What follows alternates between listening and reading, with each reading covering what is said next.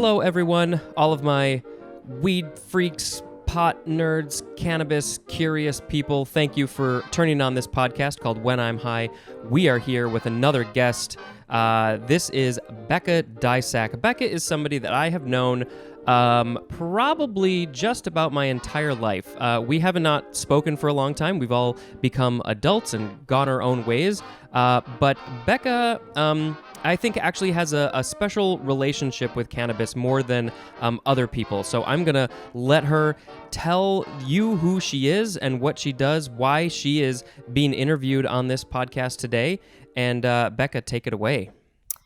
Well, yeah, my name is Becca, and I live in Southern Oregon. And like many people in Southern Oregon, my partner and I grew CBD hemp for 2 seasons, and we have made a bunch of CBD products out of what we grew. So we have this really sweet, just little wellness line that includes CBD tincture and CBD salve. We distill our own essential oils for the salve. We work with a local lab that's really beautiful and ethical. And then we also wildcraft other medicinal herbs in the woods and grow some healing herbs as well. And the CBD, we got excited about. I've never actually been a really huge pot smoker. I've smoked it fairly consistently for the past 20 some years, but it's never been a central part of my life.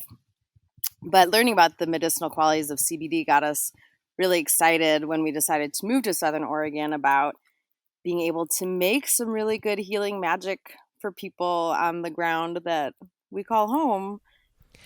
And what is the name of this little group company that you've got? Our business is called Nymph and Woodsman, and it's very descriptive of my partner and me. Seth is an Oregon grown man with a big beard, and he can live in the woods with like a stick probably for years at a time. I'm jealous. and I'm a little nymph.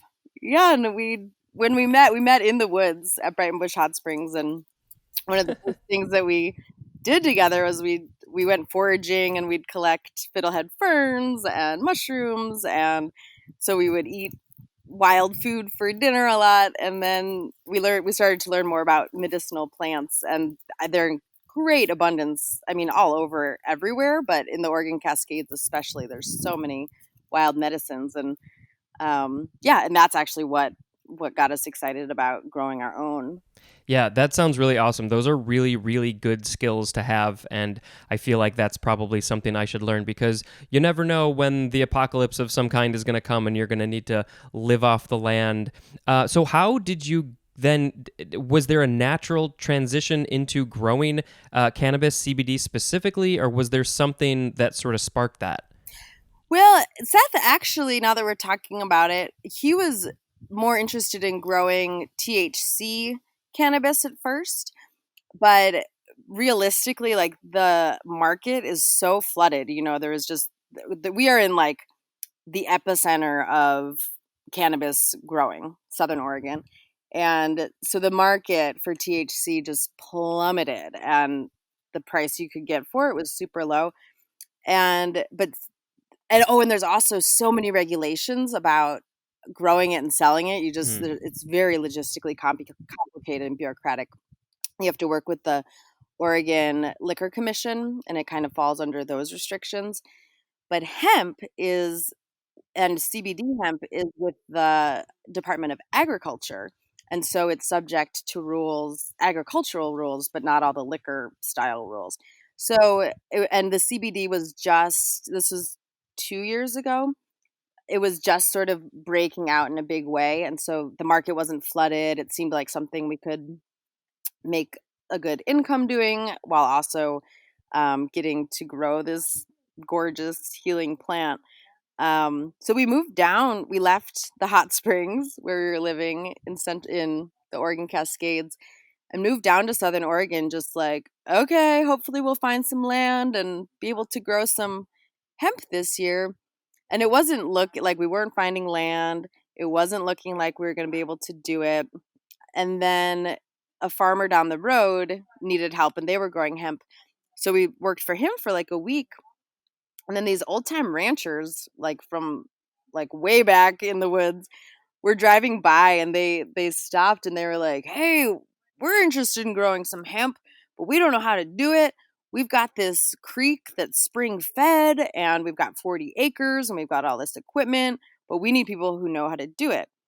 And Seth has never grown hemp I mean, he'd never grown hemp at all. He's grown plants, but he's like, I could do it. So he and one of the ranchers and another farmer all went in together and bought a whole bunch of seeds. We put 99,000 seeds in Whoa. trays, and that is a lot of seed. Like it's a tremendous amount. And we did it like the very latest you could possibly do it to actually have a crop that season. Like it was very pushing the edge of the season. And we ended up growing 15 acres, which, seemed like, oh, you're going to do 40, 15 seems way less. But it was crazy how much work it was. I mean, I see there are huge farms out here, like 50, 100, 200 acre farms. And hemp is wild. Cannabis in general is like this too. THC cannabis is the same. It takes so much care. They need a lot of nutrients. They need to be fed with fish emulsion, which smells terrible, Mhm. and all kinds of things. We had all kinds of problems. Like right when we planted, the first night we planted, we came out and 20% of what we had planted had been chewed apart by grasshoppers. So just Mm. leveled. So that was a real impediment. And so we had to stop for a couple of weeks and take care of the grasshoppers. But we ended up growing a lot of beautiful plants, and we were harvesting them like with ice chunks. It was in November when we were harvesting, which is really late, and we're up at high elevation. And so the the stalks were like sucking up water and freezing, and we're harvesting in the ice, and we'd have like 4 hours of sunlight. Yeah, it was wild. I don't remember what the question that just prompted this response was. Yeah, it was just about how you got into it. That's a crazy story. So, how long ago was this? And I assume that you are currently growing or have plans to grow more as well. Well, that was 2018, so two Okay. summers ago. And then the owner of that property sold the property, and we had all of the hemp turned into crude oil, which sounds like petroleum because that's the only time that we hear that phrase usually, but Hmm. it's really just like the concentrated resin from the plants. So it's thick. It's like tar. It's almost solid. And that concentrated crude oil then we took to a lab, and they mixed it with alcohol and oil for our tincture and with some oils for our salve. And so we still have a lot of gallons of that, like a lot of like years worth of that. Oh, nice. Last year we grew 1 acre of hemp, and that was much more manageable. And I didn't really participate in the growing the hemp. For me, I didn't really enjoy that process. I was like, I'm more of a potion maker than a hemp farmer. But Seth and his partners, a friend, was a farm partner, and they grew it, and now we just have an abundance of hemp, and it takes so much money and so much time and so much effort to grow it that we did not grow any this season, and I don't know that we will for the foreseeable future, because now CBD hemp is having the same situation that THC cannabis has had, where the market's really going down unless you want to sell in the black market, which we're doing everything above board, um, Hmm. legally. So, where can people find you? Website, social media, that sort of stuff? Yes, website and social media. Our website is Nymph and Woodsman, and it's like MAN, one man, not many, .com. And Instagram is Nymph and Woodsman, and Facebook is Nymph and Woodsman. In addition to, posting stuff about our CBD products and our other healing products, I also offer tarot readings and astrology readings, and I make art and sell like calendars and cards and books, and it's a very diverse offerings that you can experience. Very smart. And of course, I will put the links to all that stuff in the episode description. So if anybody is interested in all of those things, go check them out. I know that you said that you're not maybe as experienced in the cannabis world in terms of getting high as maybe some people, but you said it's been fairly regular for 20 years. So I'm hoping that you'll have some good answers for my questions. My first question, everybody knows this question. When was the first time you tried cannabis? And if it wasn't the first time that got you high, can you also tell us about the first time you got high? What was that experience like? This is fun. I don't know if you ever went to my childhood home, but we had this 2-story playhouse in the backyard, and your sister and Thea and we decided we wanted to get high, and Thea was seeing some guy, like some cool older guy who wore little suspenders, and he was going to bring some weed over. So we went up into this top of this clubhouse, but it had not been used in years. We weren't playing in it at that time. And there were all these squirrels' tails. Like, it was so weird. It was like some animal had taken all these squirrel tails and put them in there. So we had to clear out a garbage bag full of squirrel tails. Then this guy, Bob, I think was his name, came over, passed a joint. I don't know if I got high or not. Like, I definitely felt like funny. But what I remember after that was going inside and making toast. And we're making toast, and our toaster was never clean, and so it started to smoke, which set off the smoke alarm. And my parents were asleep, and my mom is like a fear of fires, and so she's like, "What's going on? Is there a fire down there?" And I'm like, "Oh my god, I'm Oh high for no. the first time, and the smoke alarm's going off." So yeah, that's what I remember. I think we were probably 17. It was right after, I think we'd graduated from high school, and yeah, we graduated from high school, but hadn't gone to college yet. I took a year off after high school. That sounds like a very stressful situation. It was, And then was there a different time that you remember more clearly of actually getting high? you know, I think one of the first times I really remember being high was also with Thea. I hope she doesn't mind. I'm naming her, and your sister. And that was maybe a year later, and we smoked pot at Thea's house, and we walked down the alley by the graveyard to South Boulevard Beach and went swimming. And I just remember the water, like the way it felt to my body, feeling so incredible in a way I'd never experienced before. Yeah, that was the first time I really was like, okay, I see what this is all about. Yeah, I don't have any personal experience with that feeling of water while high, but that does sound pretty interesting. Maybe that or other things will come up in some of my other questions. So, yeah, I really love hearing people's first time experiences because they're always pretty entertaining.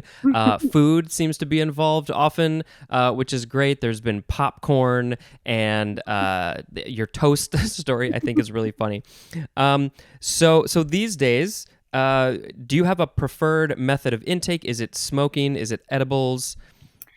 Yes, I prefer smoking. Have had some positive edibles experience, but I feel like not knowing, well, when they're homemade, not knowing the potency, Yeah. just it I it's like I either have a good experience or I don't feel it, or I feel it too much. And I've had some store-bought edibles, which I've appreciated that it's measured out, the potency, but I'm not that keen on the quality of the store-bought edibles, so I don't really go for those. So yeah, my preferred method is to just smoke out of a glass pipe. It feels kind of old school at this point. I've never really liked the vaporizers because there's something about the feeling of the smoke on my throat that is like an indicator to me, like, oh, I'm getting it. I can feel it, whereas smoking on a vaporizer, I can't feel it as much, and I don't like getting too high, so I'm like, I don't want to accidentally get too high, which is another reason I don't like to smoke from a bong. Yeah, yeah. And then, so you are in Oregon, which is it's legal there to get your own stuff. Are you also growing, or have you also grown THC cannabis? Do you get it from the wild? Do you get it from a dispensary? Do you get it from a person you know? What's your situation like over there? Yeah, we don't grow it. I've never grown it. Seth hasn't grown it. But we don't buy it. It's there's so much abundance. Everybody That's crazy. has. So yeah, yeah. Don't every. I mean, I have bought a little bit at dispensaries, and again, like at first when it was legalized, being like, oh, maybe now I can figure out exactly what percentage of sativa versus indica I want, or THC, CBD. But honestly, I am not my mind or my palate. I just don't have that level of sensitivity to it. It feels to me like my getting high experience has so much more to do with scene and setting and my own internal process than the chemical constituents of the weed. Yeah, definitely. When you think about getting high in general, I don't know how often that is something that you think about, other than when somebody is asking you a question on a podcast. But other than the stories that you've already told, is there a certain story that sort of jumps out at you of, oh, this is a great story from my past? What in terms of getting high? Well, one of my favorite times getting high was on a family vacation in northern Wisconsin. We a friend of a friend gave us or a friend gave my sister a cookie, and I had never eaten pop before. I mean, this was like 15 years ago maybe, and we each had like really just a bite of this cookie, which is a really good thing. And so we get in the motorboat, and it's just like those rowboats with a little outboard motor. And we're on a chain of lakes. And so you're on one lake, and you're like, oh, let's go into that next lake. Oh, let's go into this next lake. And it's like a little maze. And so we're like 3 lakes out, and the cookie starts to set in. And I'm like looking at the water, and I totally finally understand why J. Crew calls its blue, splotchy fabric like lake water because it looks like the fabric. And we're having a great time, and we run out of gas, and we're like 3 lakes out, right? Oh, And we're like, oh my god, oh no, gotta row all the way back. So that's fine. And my sister's partner is in the boat with us, and she's like, I love being with the Deysach sisters because they're both trying to prove who's more butch. So my sister and I are like fighting over who gets to row us back. And we go in the wrong, like we enter the wrong lake heading back, right? So we like go into this lake thinking we're going home and end up at a dead end pond. And finally we make it back. And it was, it's like we just got to spend all these hours on the lake, but then we had to have dinner with like my 16 cousins and 16 aunts and uncles. And I had never been around people so high before, who weren't high and who I right. wasn't sharing that I was high with. So yeah, I think of that in a really positive way, but it was also kind of like, wow, this stuff can be really powerful. Yeah. What was it like being with all of your family and your cousins in that state of mind?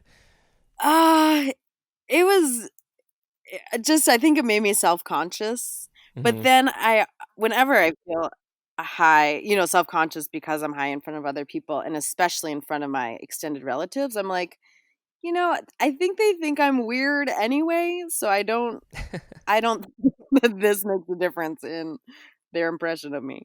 And it, as far as I know, didn't and hasn't. Yeah, I think that mostly when people start to get a little anxious or paranoid about feel or seeming high, I think it's mostly in their head, and other people, don't even notice, Mhm. or it's such a minimal change that it's not that noticeable. So these days, how often do you imbibe in the cannabis? Well, I went on like a 1.5 year hiatus because when we were in 2018, when we were growing hemp, it was very stressful for me. And I found that when I smoked pot, it just exacerbated that. And finally, there was enough times of being like, oh, you know what? This is not working for my nervous system. I really kind of stopped altogether. And then maybe just occasionally over the past year and a half in conditions that felt like, okay, I don't feel stressed or anxious. So probably I can smoke and feel okay. But then, I don't know, a couple months ago, I smoked. I was like, oh, I don't feel anxious. And I smoked again. So I've been smoking, I would say like almost every day or 4 times a week, maybe. And it's not like I'm high all day, but like I'll have one event, like smoke a couple hits a day, Mm-hmm. 4 to 6 times a week. And I don't know if this is going to answer a question that you're about to ask, but I really like to do it. I don't like to get high like for work. Like I don't want to waste my high on work, and I do feel dumber and slower when I'm high and I work in a fast. I don't work for other people that much, but I work in a bread bakery a few hours a week, and that's just not an environment that it works for me to be high in. So I really like it when I'm going to be doing something where I'm already free, you know? So I love going on walks in the woods, high, or drawing, doing creative stuff. But I think my favorite thing to do high is yeah, being outside, walking and stretching. Stretching always feels really good to me when I'm high. Yeah, these are definitely things that we can just get right into that. So it's sort of a two-part. Are there? My next question was actually going to be: Are what makes you decide to smoke at a certain time in the day? You sort of already answered that, but is it does it get to a point where like, hey, I want to go for a walk or I want to stretch, so I'm going to smoke, or is it just like the end of the day, the work is done, now I'm going to smoke, and then you figure out what to do? How does that work for you? I would say it's more the former. Yeah, if I'm like, "Eh, I'm gonna go for a walk. Ooh, I want to get high beforehand because that'll just enhance the delight of it. Mm-hmm.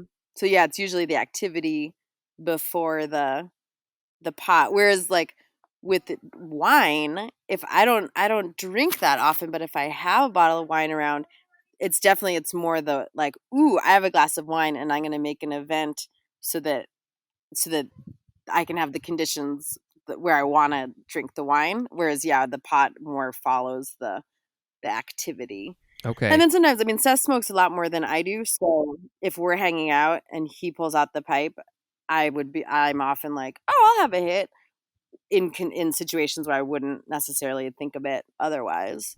Right. And so in terms of nature, what what is so good about being in nature, going on walks? What is so good about that when you're high? What's different? I think I'm more capable of really being in the present with it, like really being in the beauty, seeing the beauty, taking it in, feeling it in my body, like just the movement feels really good in my body. And my mind does tend to get active. And again, I'm not like refined enough in my experience to know like, oh, if I have sativa, it's more active and creative. I don't know. But in general, it seems like if I get high and go on a walk, I have really generative it feels like I have generative creative thoughts. And I've heard people talk about that on your podcast. And in general, I think like with my sister and her partner, often will write down notes and like, oh my God, that's such a brilliant idea. And yeah, the next day it's like, what the hell was that? Is that, I don't know. When I was in grad school for creative writing, environmental writing focus. And so I was just writing volumes of essays and creative essays, and if I'd get to a point where I was stuck, I'd be like, okay, I got to get high and go on a walk. And I'd get high and walk it out and could usually like get to a point of inspiration that does feel less accessible if I'm not high. Yeah, so let's talk about creativity, because that was definitely a question that's going to come up, and it always does. Um, I don't know. What do you? It sounds like you do feel a bit more creative. What's sort of the mental process like? How are things different when you get high in terms of creativity? It's a good question. I think, I'm thinking about this good friend of mine who she's like, I love talking to you, but I prefer talking to you when you're not high because you don't seem as sharp as you do when you're sober. Hmm. And you don't track as well. Like you get more distracted. And I totally get that conversationally why that would be challenging if it is a different dynamic than normal. But I think those qualities are what make the creativity more possible. So I think I am more distractible. I think that my mind can follow or wants to follow more paths and tangents. I feel very tangential. And I think the creative process for me is so connected to integrating a diversity of knowledge and perception and ideas and fields of study, and so to have that mind that's like bouncing around um, helps me be more creative. It seems like it leads to breakthroughs more than if I'm not high and just having like a linear thought process where I'm locking my own self into some thought train.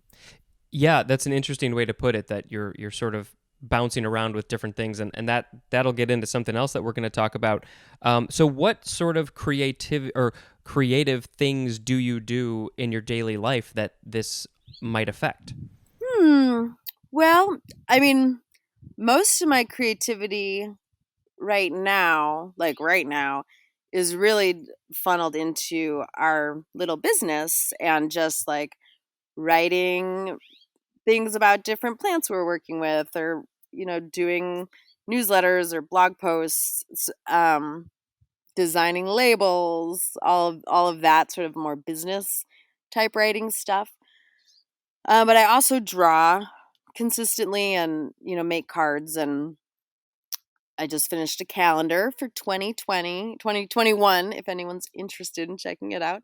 But yeah, I that's a that's a good question because it does feel different than when I was in grad school, or I taught for many many years college, and to develop curricula. I would often get high and go on walks. I don't have as much external pressure to produce creative work as I did in previous years. Mm-hmm. So it feels more like my creativity and ideas that are coming up for me are more really along the lines of like, how do I create this life that's self-sustaining as an artist, as a potion maker, as a wildcrafter, as somebody who likes to teach and facilitate, and add the COVID layer onto it, as somebody who likes all these things and wants to interact, but has really shitty Wi-Fi and low access to reliable Zoom and low access to privacy.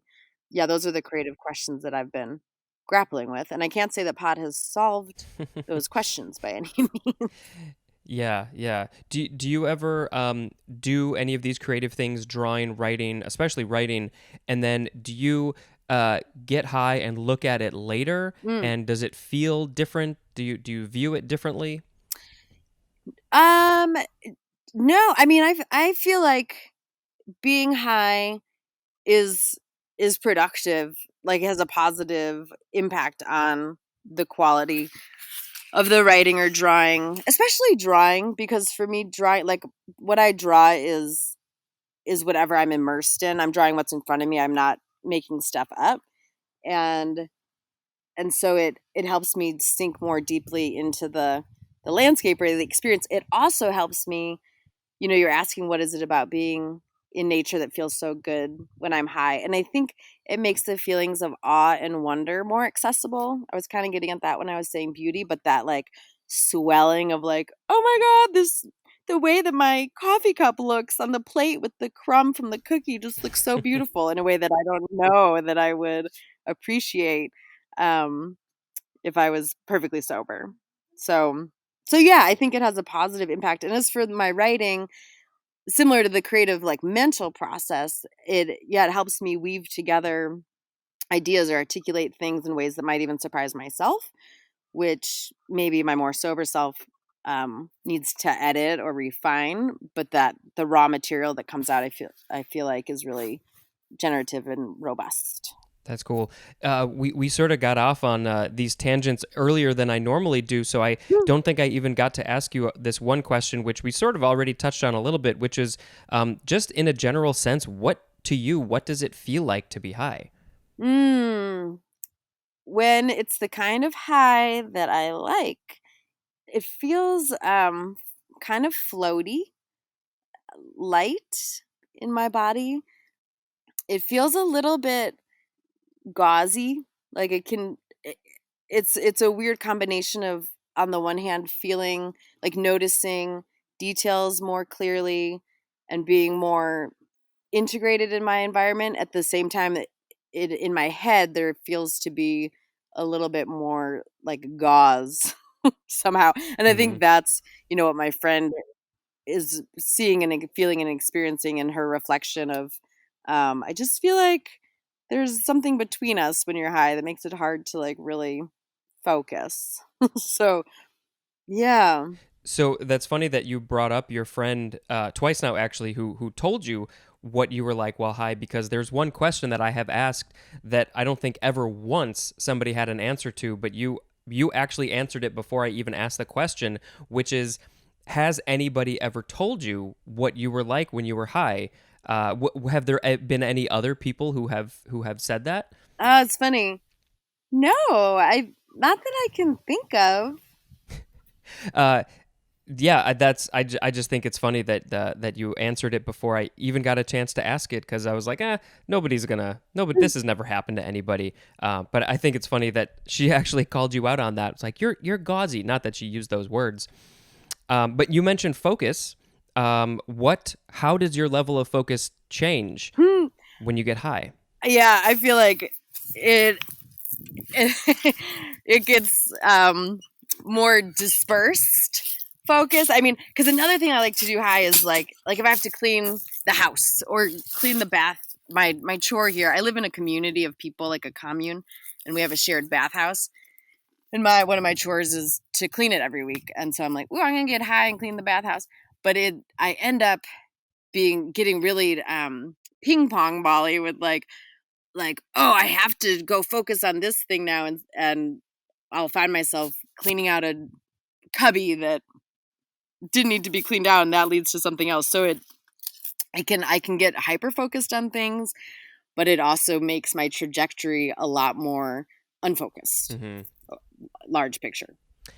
What is it? So I'm assuming that there are other people in this commune area who also smoke as well. Do you ever smoke with them? Is it more of an alone thing for you? That's a good question. Yeah, I don't really smoke with them. And I've always, for me, smoking pot has always been more of an alone thing, unless I'm smoking with like a couple of good friends.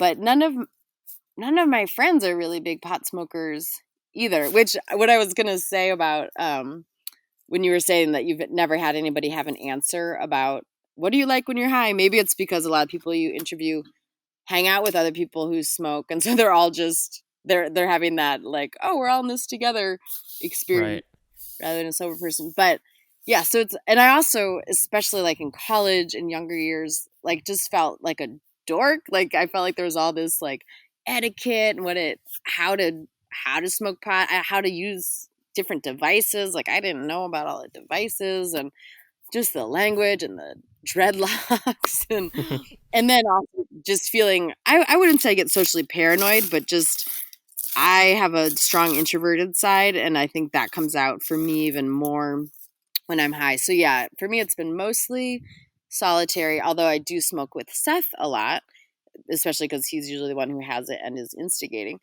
And that is really nice for us. Like we laugh a lot. I mean, we do laugh a lot together anyway, but it just seems like even more of an invitation to be silly and playful and or just relax. Like we do a lot of driving to beautiful places and walking and lying down in meadows, and pot is always a really nice accompaniment to that.